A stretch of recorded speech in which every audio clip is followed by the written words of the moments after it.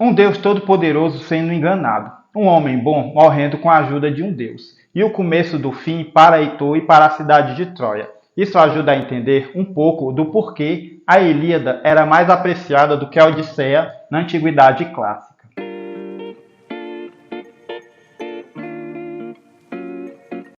Olá, meu nome é Washington e nesse vídeo nós vamos comentar a leitura dos cantos 14 ao 17 da Ilíada de Homero. E se você tiver interesse em acompanhar os comentários da leitura dos cantos anteriores, eu vou deixar aqui na descrição do vídeo um link para uma playlist onde nós já comentamos a leitura dos cantos anteriores da Ilíada.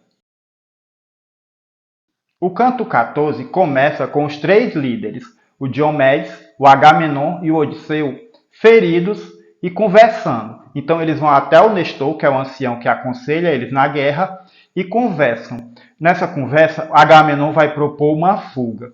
Ele vai dizer que é hora de fugir, bater em retirada, e que seria melhor levar os navios, as naus, para o alto mar, onde lá elas ficariam mais bem protegidas da fúria do Heitor. O Ulisses vai ser contra essa ideia, ele vai argumentar que se eles fizerem isso, os homens em terra vão achar que eles estão batendo em retirada, e isso pode desmobilizar os homens, fazer eles fugirem, e eles acabarem perdendo a guerra de vez. Nesse momento, o Diomedes vai propor uma outra coisa. Ele vai dizer que é melhor se reagrupar, se reorganizar e partir numa ofensiva. E é exatamente isso que eles vão fazer. Ainda nessa parte, o deus Poseidon vai vir disfarçado até o Agamenon e vai dizer a ele que não se preocupe, porque vai haver uma reviravolta nessa guerra. Hera, então, lá no Olimpo, vai bolar um plano em 4 partes. Aqui, Homero vai colocar que ela divide esse plano em 4 partes e ela vai fazendo cada uma delas. Na primeira parte, Hera se embeleza de forma magnífica, ela se arruma toda de uma forma deslumbrante. E na segunda parte, ela vai até a deusa Afrodite, que luta pelo lado dos troianos. Mesmo sabendo disso, a Hera vai lá e conversa com ela e meio que engana a Afrodite. Ela diz que o clima entre ela e o deus Zeus está muito ruim e que ela quer se reconciliar com Zeus por causa dos desgastes causados ali pela guerra, cada um de um lado. A Afrodite vai acreditar nela e vai dar a ela um cinto com poderes mágicos, um cinto encantado. Vai dizer a Hera que se ela usar esse cinto, ela vai conseguir o que ela pretende ali com Zeus. Na terceira parte do plano, a Hera vai até uma outra entidade, o deus Sono, e vai conversar com o deus Sono. Ao deus Sono, ela não tenta enganar, ela vai direto ao assunto e diz a ele que quer colocar Sono em Zeus. O deus Sono se nega, ele vai dizer que isso pode ter consequências muito ruins, não vai fazer isso. Mas aí a Hera convence ele, prometendo a ele dar ao deus Sono uma amada que há muito tempo ele queria. Então o deus Sono vai topar isso. E aí vai para a quarta parte aqui do plano da Hera, que é chegar aos Zeus. Quando a Hera chega aos Zeus, o deus Sono fica ali escondido e a Hera chega de forma deslumbrante. Zeus, vendo aquilo, fica profundamente empolgado. Ele diz aqui, né, que nunca nenhuma mulher ou nenhuma deusa deixou ele tão empolgado daquele jeito. Ele vai falando uma lista com 7 amantes e vai descrevendo, e que nunca ficou tão empolgado. A Hera diz a ele que tem medo de fazer o que vão fazer ali, porque ela não quer ser vista. Então o Zeus diz que fique tranquila e faz surgir uma nuvem mágica e deixa tudo nevoado ali. Então os dois têm aquela relação e quando termina, o deus Sono coloca sono em Zeus. Zeus adormece e Hera vai até a batalha. Chegando lá, ela fala com Poseidon e diz a Poseidon que ele está livre para agir e influenciar no destino da guerra. Poseidon agindo, ele vai fazer os aqueus com a sua ofensiva partirem para cima dos troianos. O Heitor vai tentar acertar o Ajax com uma lança, ele vai arremessar essa lança, a lança vai passar bem próximo, mas o Ajax consegue se desviar e a lança encrava na terra. Nesse momento, o Ajax contra-ataca, pega uma pedra grande e joga no Heitor. Essa pedra atinge o Heitor na região da garganta. O Heitor fica gravemente ferido, recua um pouco para junto dos seus homens e lá ele desmaia.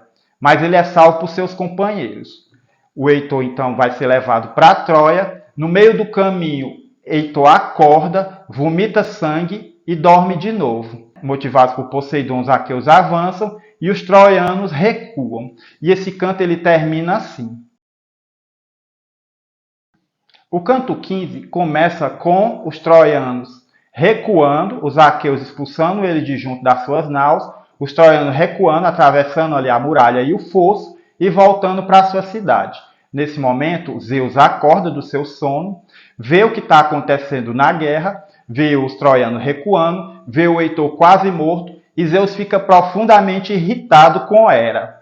Ele vai até Hera e culpa pelo que está acontecendo. Só que Hera vai conseguir jogar toda a culpa no Poseidon. Ela vai dizer que Poseidon agiu sozinho e meio que se desvia. Eu acho que Zeus ele faz de conta que acredita nela.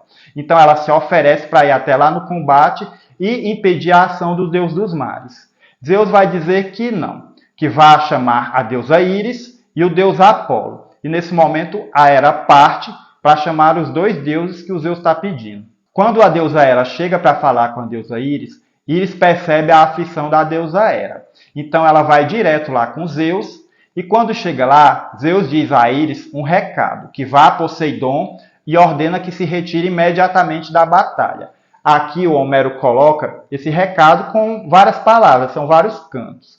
E quando chega lá, a Íris repete palavra por palavra. Esse é um recurso que o Homero de vez em quando usa aqui. A pessoa vai dar um recado, e aí o recado é dado com as mesmas palavras anteriores. Isso já aconteceu com Odisseu, quando ele foi falar com Aquiles. Poseidon fica profundamente irritado, porque eles se consideram igual a Zeus. Para ele, Zeus, o deus Hades e Poseidon são iguais em comando. Cada um tem os seus domínios, um domina a escuridão, o outro domina o Olimpo e o outro domina os mares. Mas cada um tem os seus domínios e a terra é um domínio comum para todos. Só que Poseidon se nega, a deusa Íris pergunta se é isso mesmo, se ela pode voltar lá em Zeus e dar esse recado, e Poseidon, diante de muita reclamação, reclama muito, mas acaba saindo do confronto. Já ao deus Apolo, Zeus dá o seguinte recado: vá até o Heitor, revigore suas forças e ajude com que os troianos retomem a vantagem no confronto até as naus onde eles estavam. E assim o deus Apolo vai fazer. Ele vai até a terra. Quando ele chega lá, ele encontra o Heitor um pouco melhor, mas ele revigora as suas forças, diz que reagrupe seus homens e que motive eles a voltarem ao confronto. E assim o Heitor vai fazer. O Heitor parte de volta, junto com o deus Apolo. Quando os aqueus veem aquilo, muitos deles fogem, porque eles interpretam que o cara estava quase morto e de repente ele volta com tudo. Então só pode ser a ação divina. Heitor parte, ordena seus homens que vão até as naus, que eles já tinham feito isso uma vez, e que podem repetir o feito e vão até as naus. Ele não desiste de tocar fogo nas naus. O deus Apolo vai ajudando ele nesse confronto. Nestor, vendo aquilo, faz uma oração a Zeus e pede a Zeus ajuda. Zeus ignora a oração de Nestor. Lança um raio, esse raio é entendido pelos troianos como um sinal divino de que eles podem avançar, e os troianos avançam até as naus. Quando os troianos vão chegando nas naus, o Pátroclo está cuidando ali no hospital dos feridos, meio que cuidando de feridos. Ele vê aquela ação troiana, fica muito triste e vai chorando até o Aquiles. E o Ajax, vendo que os troianos se aproximam das naus, ordena aos homens, tenta comandá-los. Diz a eles que aquelas naus são a única garantia que eles têm, que se eles perderem está tudo acabado, que eles estão longe de casa e que os troianos estão na casa deles. E aí, de forma heróica, o Ajax tenta impedir que os troianos se aproximem daquelas naus. O canto 15 termina assim. O canto 16 começa com Pátroclo voltando até a tenda do Aquiles para pedir ao Aquiles que volte à batalha. Ele chega e pede ao Aquiles que volte, só que o Pátroclo está chorando desesperado. Aqui o Homero coloca que ele chora feito uma menininha. O Aquiles olha para ele e pergunta: por que você chora feito uma garotinha? Pátroclo fica irritado com aquilo, acusa o Aquiles de ser insensível, porque muitos homens estão morrendo, e ele lá fica guardando aquela cólera, deixando que os amigos morram. O Aquiles fica com raiva, né? Uma constante aqui do Aquiles, e o Pátroclo então vai seguir o plano que tinha sido traçado nos cantos anteriores. Ele vai pedir que deixe que ele lute no seu lugar, já que ele não vai lutar, que deixe que Pátroclo vista sua armadura, pegue suas armas e que comande os mermitões para tentar expulsar o Heitor e os troianos de junto das suas naus. O Aquiles vai topar esse acordo, mas vai dar a Pátroclo uma condição. você pode ir lá, expulsar eles daqui, de junto das naus, mas você não deve ir até Troia e tentar tomar a cidade. O Pátroclo então topa, e enquanto o Pátroclo vai vestindo ali a armadura, o Aquiles vai lá fora comandar seus homens, né, dar a ordem dos seus homens. E aqui ele coloca mais uma lista do que tem no estilo lá do canto anterior, acho que é o canto 2, onde ele coloca vários navios. Aqui ele coloca que os mermitões são formados por 50 navios, cada navio tem parece que 50 homens, e aí ele vai dando uma lista de navios e comandantes que o Aquiles comanda. O Aquiles vai fazer ali uma preleção para aqueles homens, vai dar as ordens. Quando ele termina, ele volta para dentro da sua tenda e pega um cálice, que é um cálice sagrado, né, que foi dado a ele por um deus. Coloca vinho e vai fazer ali, beber um pouco e fazer uma libação, fazer pedidos e orações a Zeus. Ele pede a Zeus duas coisas. Na primeira coisa, ele quer que os mermitões tenham sucesso e sejam honrados ali naquela batalha. Na segunda coisa, ele vai pedir que Pátroclo retorne em segurança. Zeus vai ouvir aquela oração e vai permitir apenas a primeira coisa, né, que é os mermitões expulsarem dali os troianos. Nesse momento, o Heitor consegue chegar perto de uma nau e toca fogo em uma das naus, como era o plano dele e o plano de Zeus. O Aquiles vê aquele fogo na nau e ordena ao Pátroclo que vá rápido para a batalha. O Pátroclo então pega os mermitões e parte para a batalha. Quando ele chega no campo de batalha, muitos dos troianos veem aquilo e pensam que é o Aquiles e fogem assustados. Mas logo, logo, se descobre que não é Aquiles, que é o Pátroclo. E aí a batalha continua, só que a ação de Pátroclo ela é implacável, como se fosse a do próprio Aquiles.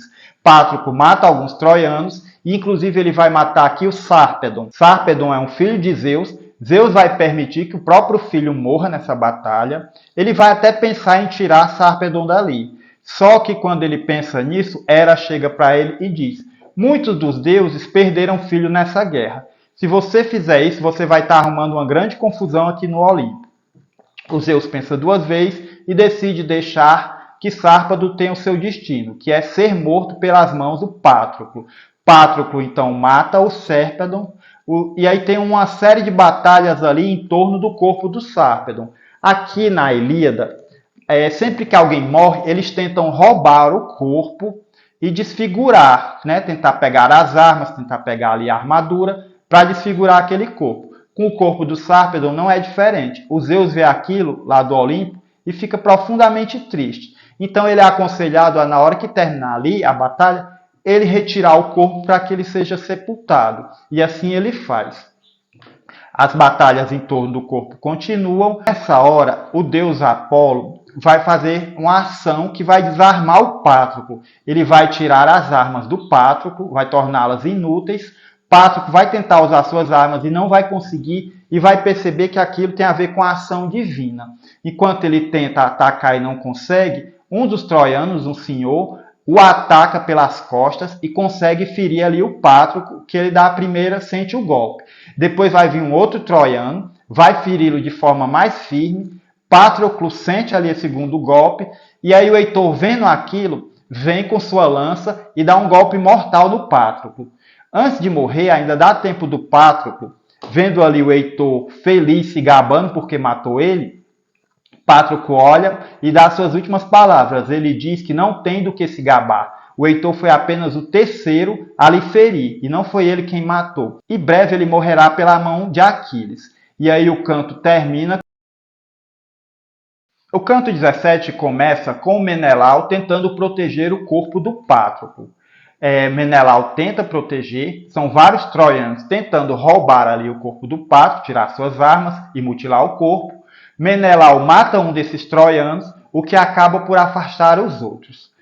Menelau tenta proteger aquele corpo, e aí o deus Apolo vai lá onde está o Heitor e diz ao Heitor que parta para o ataque. O Heitor então resolve ir lá roubar o corpo do Pátroclo, e quando o Heitor chega lá, são vários homens que ele leva e cercam ali o Menelau. Menelau, cercado, recua e vai até os seus homens.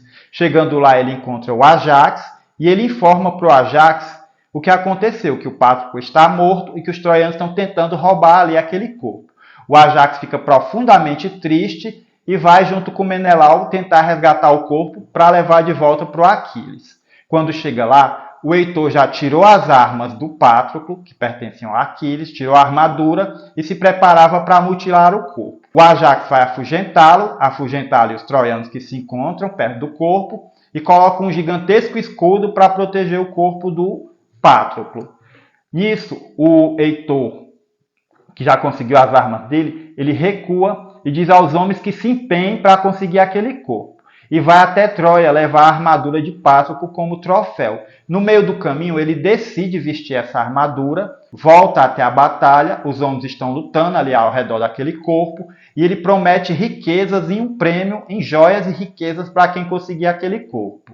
Tem um início ali uma série de batalhas pelo corpo. O Zeus não quer que os troianos fiquem com o corpo, ele prefere que esse corpo seja levado de volta para o Aquiles, mas aí acontece uma coisa diferente. Os cavalos do Aquiles, que levaram o Pátroclo na carruagem, vendo o Pátroclo morto, eles começam a chorar, e esses cavalos eles são divinos. O Zeus fica profundamente comovido com o choro daqueles cavalos, os troianos veem aquilo, os gregos também, os gregos tentam voltar com esses cavalos, para junto das naus, e os troianos tentam roubar aqueles cavalos. E Zeus não quer permitir que os troianos fiquem com eles. Então Zeus vai interferir na batalha, de modo que os troianos percam os cavalos e os gregos consigam levar eles de volta. E as batalhas continuam ali ao redor do corpo. O Homero ele vai escrevendo essas batalhas, como sempre, com muita violência.